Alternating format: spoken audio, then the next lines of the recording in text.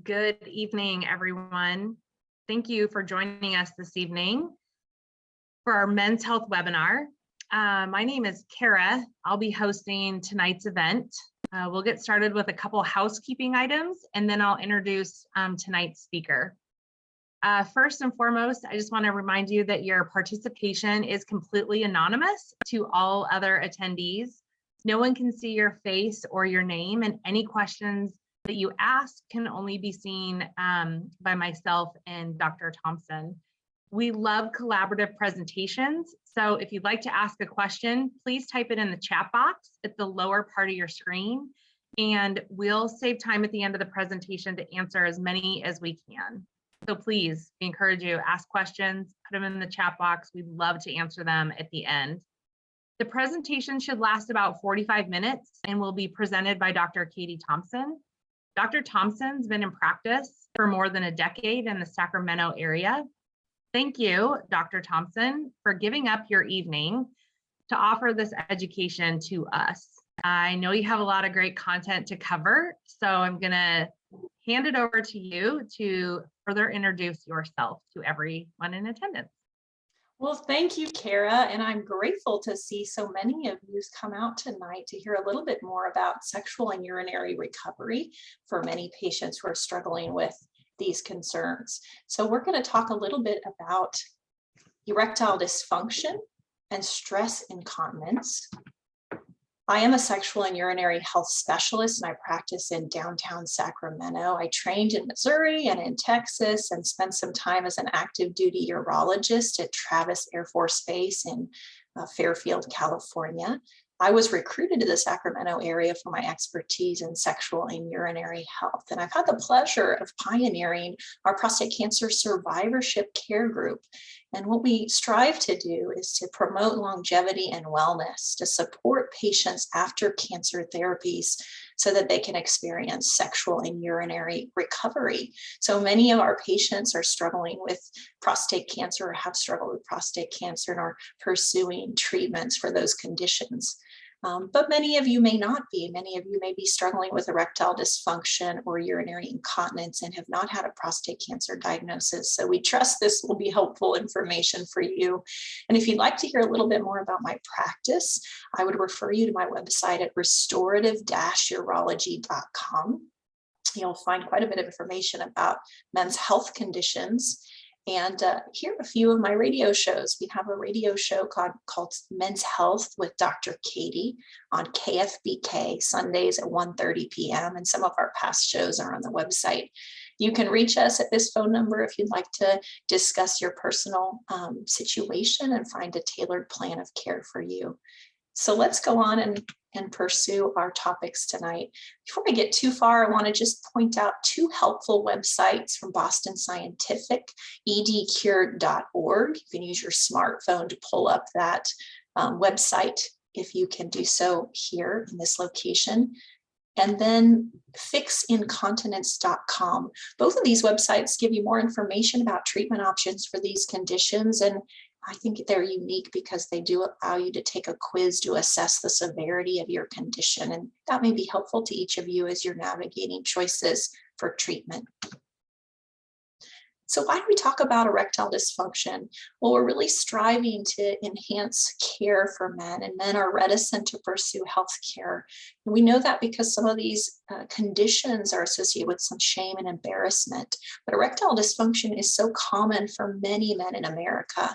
And as a sexual health specialist, we know that sexual health is important, not just because it brings pleasure, but because it helps to keep couples close and it helps to prevent depression for men.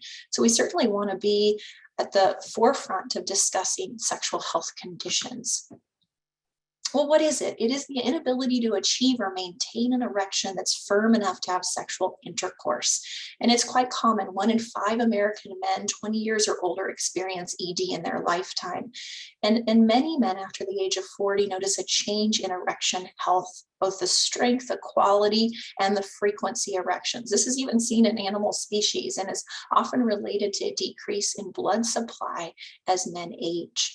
And so We know that a lot of men struggle with ED. Some are very successfully treated and others are frustrated with a long history of failed treatments. So we want to present some treatment options so that you can get the help that you need.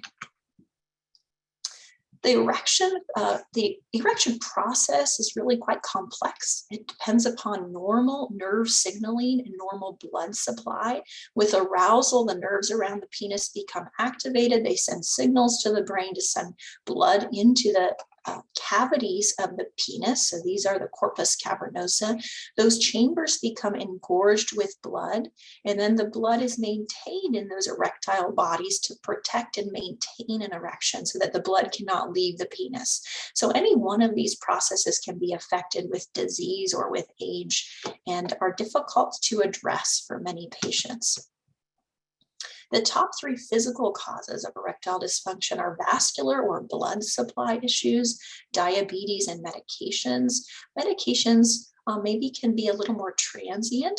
In fact, many medications, for instance, for high blood pressure, can help a man protect against higher blood pressure, which leads to erectile dysfunction. So I tend to recommend that patients do stay on their antihypertensives. But diabetes and vascular problems are much more difficult to address as a cause of erectile dysfunction. And many men with prostate cancer treatment struggle with ED.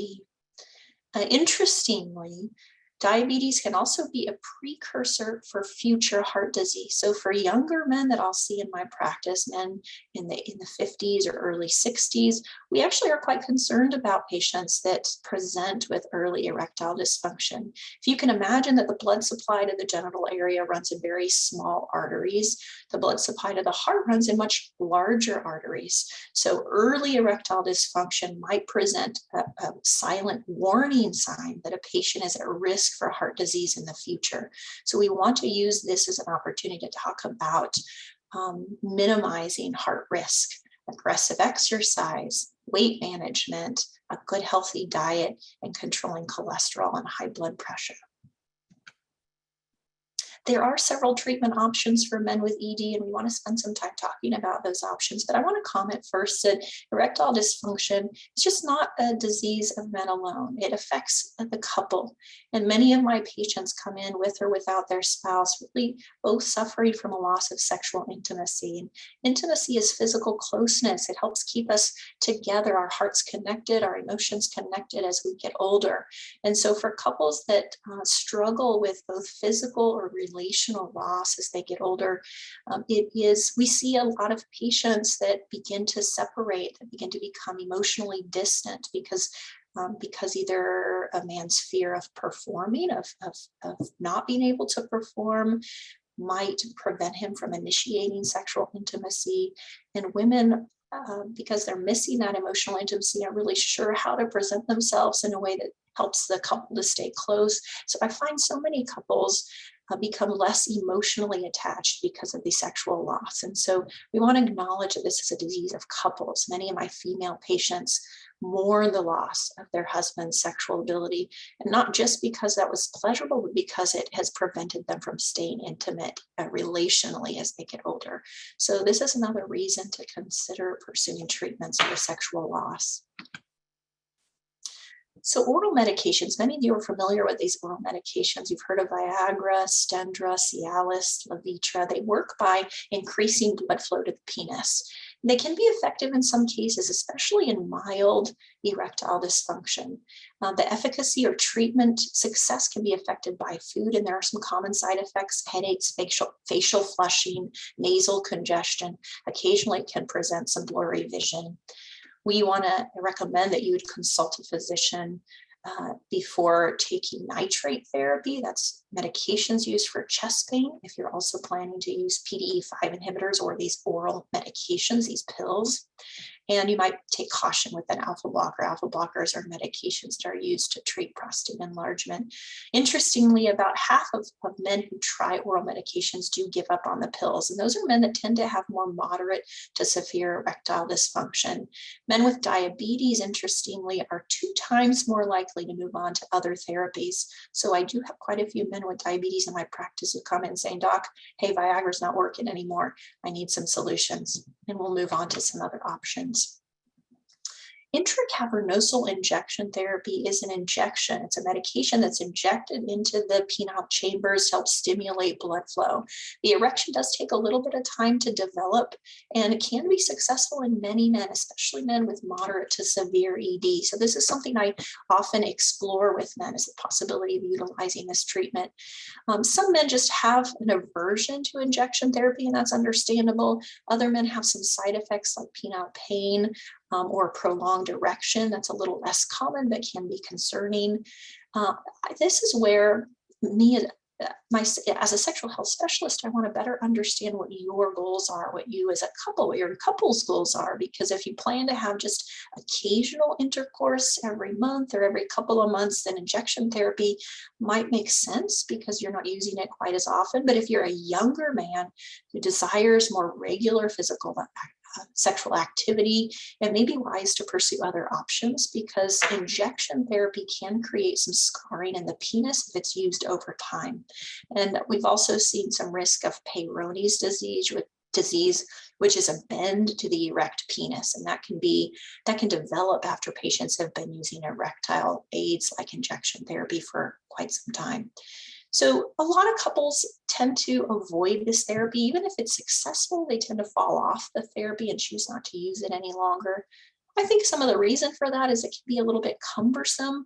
You have to prepare the medication. It often stays in the freezer. It has to be thawed and prepared and then injected into the genital area, into the penis.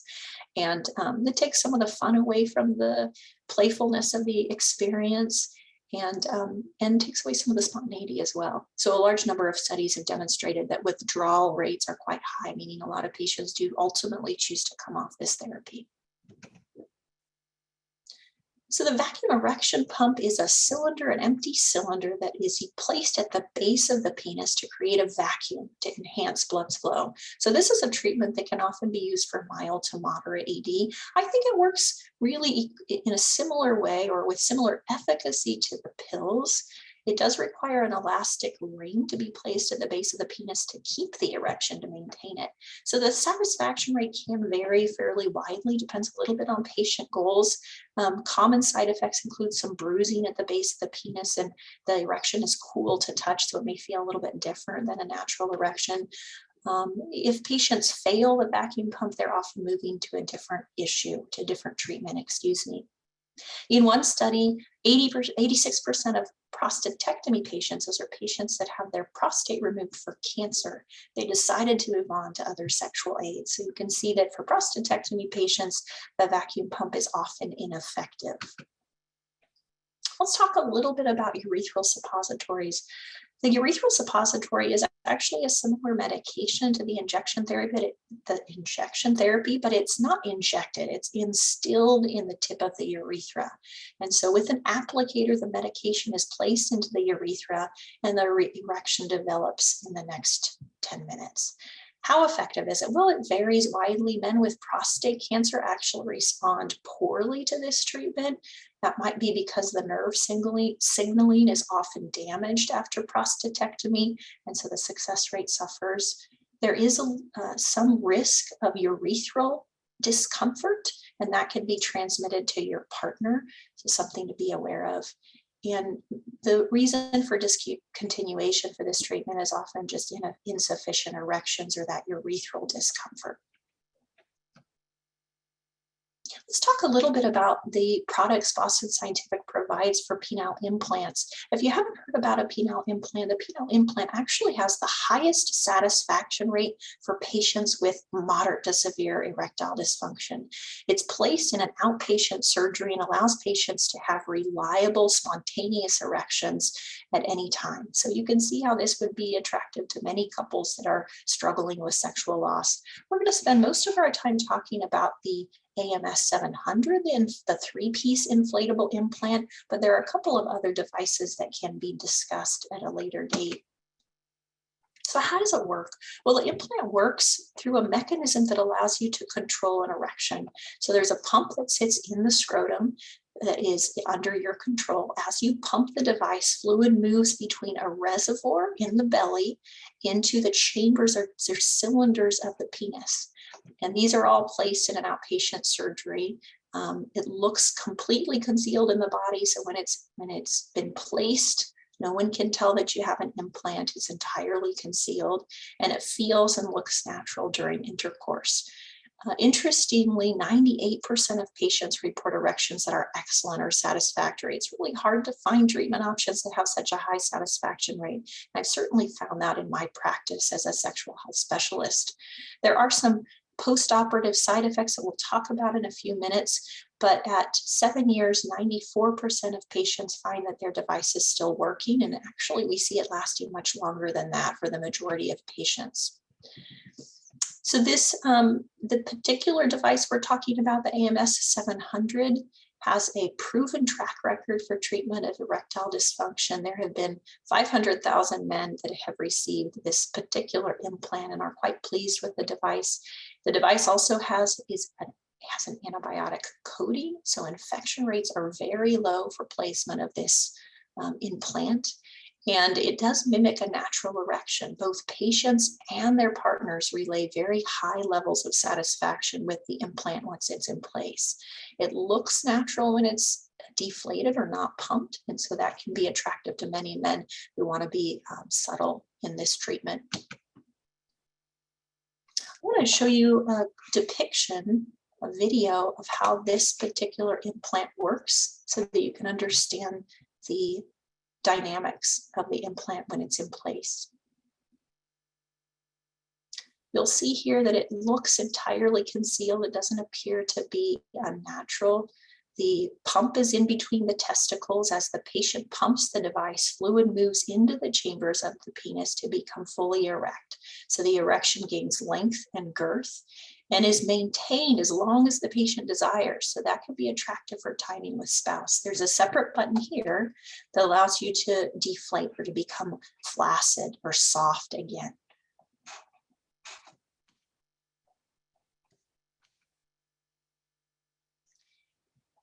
Because I perform so many of these implants, we do this in a very brief 45-minute procedure. It's done under anesthesia in an outpatient setting. Patients go home the same day and return the next day to have their dressing removed.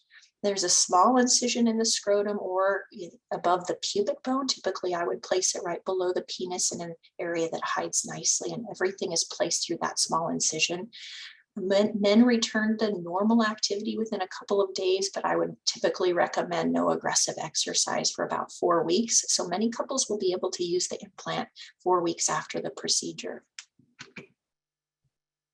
The insurance coverage for ED treatment really varies widely, and maybe many of you have probably struggled to navigate that challenge.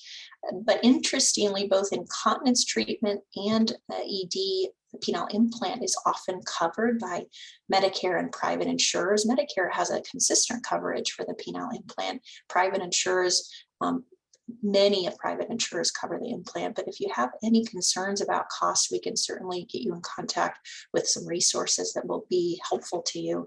I have so many patients that do pursue this option. As young as 35, I've had several patients with significant diabetes in their 30s who pursue the penile implant, and men in their 80s who still pursue, who are interested in remaining sexually intimate with their spouse and will still pursue penile implants as a treatment. So the age is not a rate limiting step. What are the benefits of the implants? I think for my patients, I see the primary benefits is this offers a reliable, spontaneous erection that looks and feels natural. And there aren't treatments that provide that with the exception of the implant. So many of you have struggled with erectile dysfunction for such a long time that you're frustrated with all the available treatment options. And there's something to be said for a treatment that is so reliable, so spontaneous that you forget that you had sexual concerns. That's a big win for so many men. And for many men, erectile dysfunction isn't just about sex. It's also about feeling confident, whole, and masculine. And I think the implant also restores some of that sense of confidence to many men, even if you're not pursuing sexual activity every other day, as some would. Talked about how long lasting this is. Most patients are still using the implant 10 years after the procedure. So I typically quote 10 to 15 year longevity. So if you're young and you're going to be pursuing sexual intimacy for a long time, you may find that you're looking for an upgrade in about 10, 15 years. And then finally, we did talk a little bit about spontaneity. I think this allows you to have sex when the mood strikes, because when you're pumping the device, it takes very little time to cycle. So less than a minute for most patients when they're comfortable with the pump. There are some risks involved with any surgery. Not all patients are candidates for penile implant. This is where you want to come see a sexual health provider, somebody who's had a lot of expertise treating sexual health conditions, because we want to tailor our approach to your needs and your situation. There are some risks with the implant. There's a small risk of infection. That's quite rare because the device is coated in antibiotics, and because I perform many implants, have a high volume implant office, our infection rates are very low. And so I'm glad to report that that's the case. There may be a mechanical failure, that the implant wouldn't work appropriately. That's also quite rare. Typically, there is some pain associated with the healing process in the first few days. It tends to improve very quickly in the first 2 weeks. Men with diabetes, spinal cord injuries, some of these things might have a little increased risk of infection. We want to address that in your consultation. And so we talked a little bit about the risk of infection. In conclusion with this topic, ED is a common problem, and it might be associated with other conditions. There are quite a few treatment options that we want to discuss and tailor to your situation, and penile implants could offer a more long-lasting and satisfying solution to this concern. And so learn more about this condition and these treatments at edcure.org, or please take a look at my website, restorative-urology.com. And right now we have the pleasure of meeting with a couple that I've treated with erectile dysfunction. Richard Thornton and his lovely wife, Christine, are joining us tonight. We're going to be asking them just a couple questions about their experience with sexual loss, how they came to a conclusion, of how they arrived at a decision on how to pursue therapy, and what they thought about the treatment that they elected to pursue. So Richard and Christine, if you'll go ahead and come on, we'd love to hear from you. Hopefully your video screen and your mute button will work for you. Well, I was diagnosed. Hi. Hi. Good to see you. Thank you so much for joining us today. We've My known each pleasure. other now several years, have we not? Yes. Yes. I met Richard several years ago.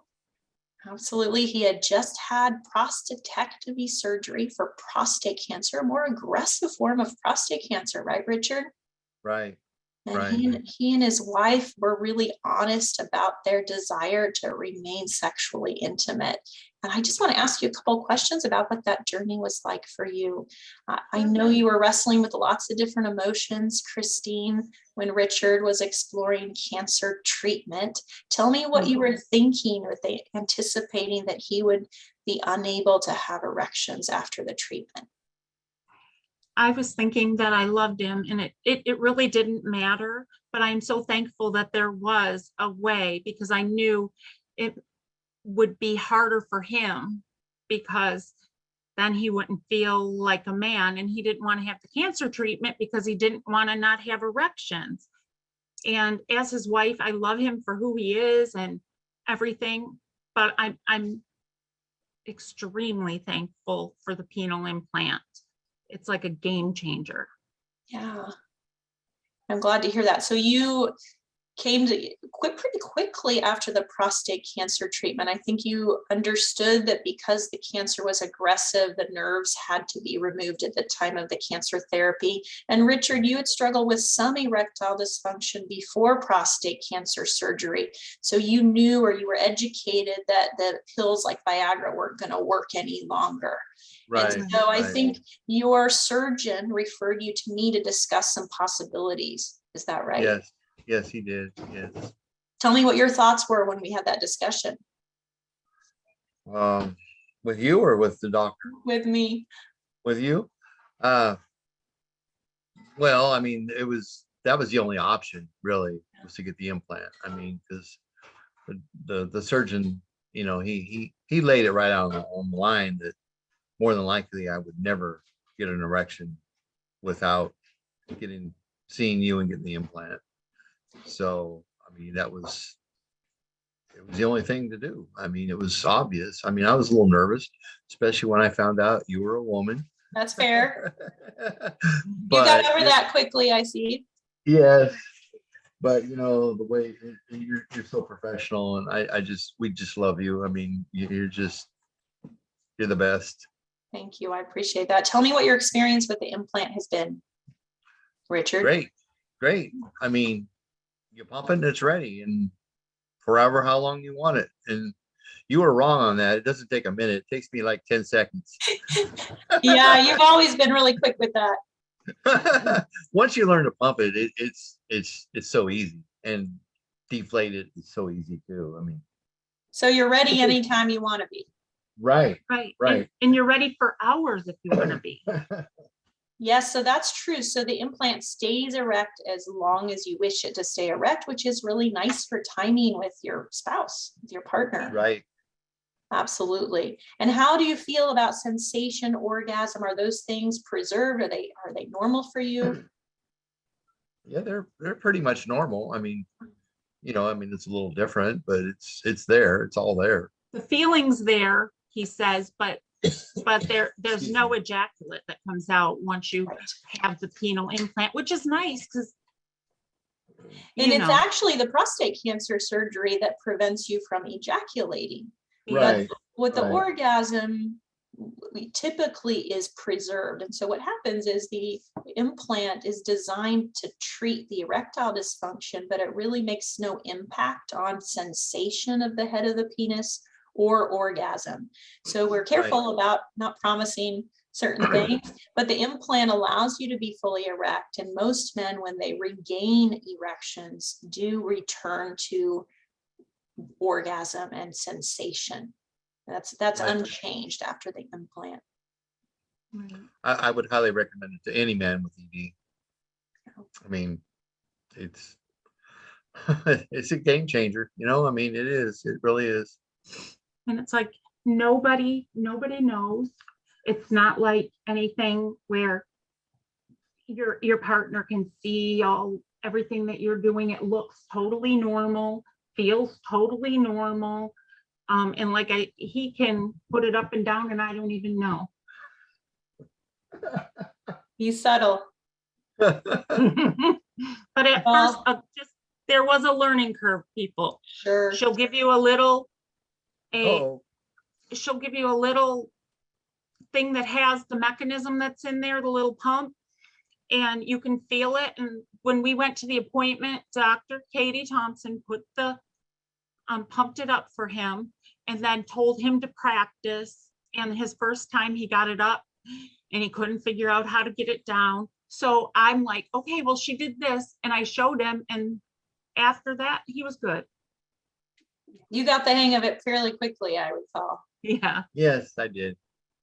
Well, I appreciate you coming on, because it's one thing for me to say, hey, this is a nice option for many folks, but to hear a personal testimony from a couple that are willing to be frank and real about this situation, that's invaluable to us. So thank you so much for coming on. If you're free to stay for questions at the end, that would be really lovely. Okay. Sure. Hey, you can go ahead and stop your video there and mute, and I'll Thank you. continue with the remaining portion of the talk. Okay.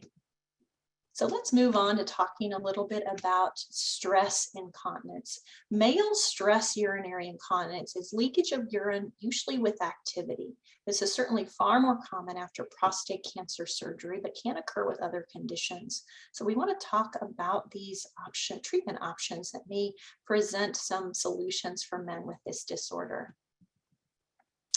So as we said, stress incontinence is leakage or urinary incontinence that occurs with movement, laughing, lifting, bending. It's very common. Nearly 1 in 20 men have moderate to severe incontinence of any kind, meaning sometimes it's not stress related. It might also be urge incontinence associated with the urgency to get to the bathroom. And that's complicated with other bladder and prostate issues we can address in consultation in the future. What is the job of the bladder? Well, it's supposed to store urine until it's socially convenient to empty. Urine exits the urethra. And the sphincter muscles right here, these muscles help us surround the urethra, help to control or maintain continence. That's a muscle contraction. It's under your control in most cases. When that sphincter muscle relaxes, the urine is able to exit. So as we stated, stress incontinence is quite common after prostate cancer surgery. Up to 50% of men do report leakage immediately after surgery to remove the prostate with cancer. Up to 16% of men have incontinence that lasts 1 year after treatment or more than a year after treatment. So thankfully, we see a lot of men regain continence in the first year after treatment with pelvic floor exercises, sometimes a pelvic floor therapist, and just time. But there are patients that continue to struggle with stress incontinence a year or more after surgery. There are a few other disorders that can lead to stress incontinence: enlarged prostate surgery called a TURP or roto-rooter, radiation, pelvic trauma, and some neurologic disorders.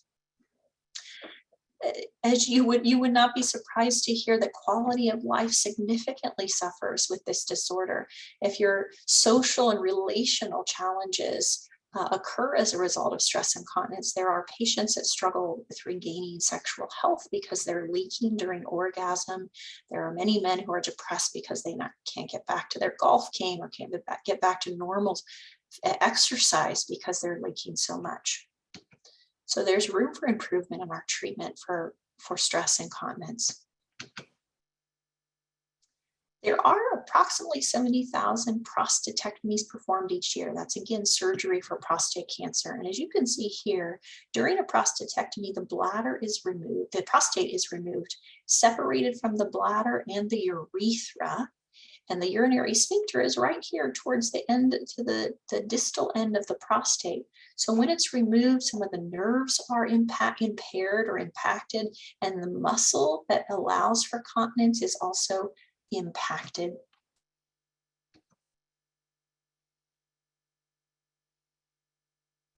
That may improve upon the leakage. We ask you not to drink too much. Of course, stay hydrated, but don't overdrink fluids. Take time to go to the bathroom regularly to keep the bladder as empty as possible. Pelvic floor physical therapy, either at home or with a trained therapist, has been shown to improve continence in the first year, maybe 2 years. And there are some coping mechanisms: pads, diapers, catheters, or penile clamps that help to control to some degree the leakage. Coping solutions can be expensive and become a nuisance. You can imagine that some patients suffer from a smell associated with prolonged incontinence or large volume incontinence. Catheters are uncomfortable, and a penile clamp, which is just what it sounds like, it's a clamp that sits on the penis to try to hold back the urine. It has to be moved often just to allow the penis to be healthy and avoid injury. There are some long-term solutions we want to review for you today. The advanced male sling and the artificial urinary sphincter are treatment options that we might pursue for men who continue to leak urine after prostate cancer surgery. The male sling we'll discuss first. It's a mesh hammock that sits under the urethra. It's placed surgically in an outpatient surgery, and it's undetectable to others, so it's entirely concealed in the genital area. It has the highest success for men with mild to moderate stress incontinence. And most patients are continent immediately following the procedure. So many men wake up and, hey, I'm dry, doc. This is really a godsend. It does operate on its own. It doesn't require any pumping for men to be continent, and a high rate of satisfaction. 92% of men would undergo the procedure again.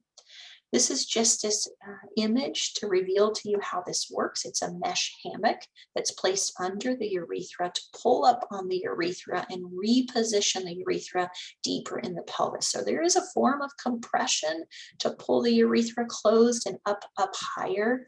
94% of men would recommend the sling procedure to a friend. This really works best again for men with mild to moderate stress incontinence, or men that are wearing 1 to 3 pads a day. Let's move on to discuss the artificial urinary sphincter. This is the gold standard treatment for treatment of larger volume stress incontinence. This has been around for many decades and works very effectively to cure men with urinary leakage. It's proven to be discreet and effective. It's undetectable to others, and it mimics a healthy urethra. So it actually stays closed all the time until a man pumps a device, a pump in the scrotum to open up the urethra. Here you'll see that the inflated cuff, this is again placed in an outpatient surgery, about 45 minutes to an hour. Patients go home the same day. And the cuff works by being filled with fluid at all times. So this stays filled with fluid around the urethra at all times. When you pump the pump in the scrotum, fluid moves away from the urethra into the reservoir or the pressure regulating balloon to allow for urine to come out.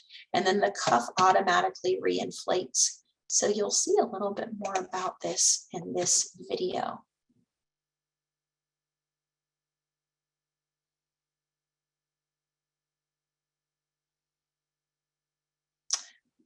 Entirely concealed in the genital area.